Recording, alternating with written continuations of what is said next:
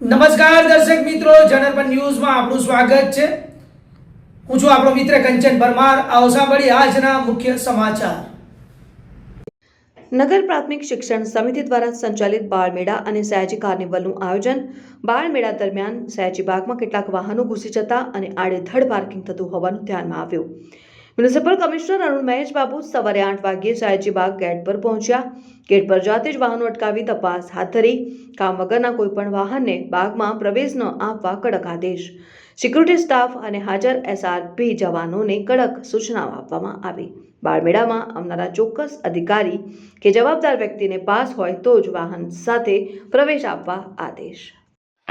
Commissioner સાહેબ એક આદેશ આપવામાં આવ્યો તો વાહનોને પ્રતિબંધ લગાવવામાં આવ્યો, શું સમગ્ર મામલો હતો? સમગ્ર મામલો એવું છે કે સવારે વોકિંગનો ટાઈમ બી હતો અને કમિશનર સાહેબ બી વોકિંગમાં હતા ને આપણે પાર્કિંગની સુવિધા કરેલી છે અને જેની પાસે વાહન જે લઈને આવે છે એમની પાસે પાર્કિંગનો પાસ આપેલું છે, એટલા માટે કમિશનર સાહેબ અંદર વાહન વ્યવહાર જવા દેવામાં આવ્યું નહીં। કયા વાહનો મોટા મોટા વાહનો બી હતા, 4 વ્હીલરો હતી, ટેમ્પા બધા હતા, પણ જેમાં સર સામાન હતું કે જે સ્ટોલનો સામાન એ કંઈક સામાન ખાલી કરીને ગાડીઓ બહાર બોલાવી દેતા હતા અને બીજી નાની 2 વ્હીલરો કે જેવી કોઈ ગાડી હોય એના માટે આ પાર્કિંગની વ્યવસ્થા કરી છે, જેની પાસે પાર્કિંગનો પાસ છે।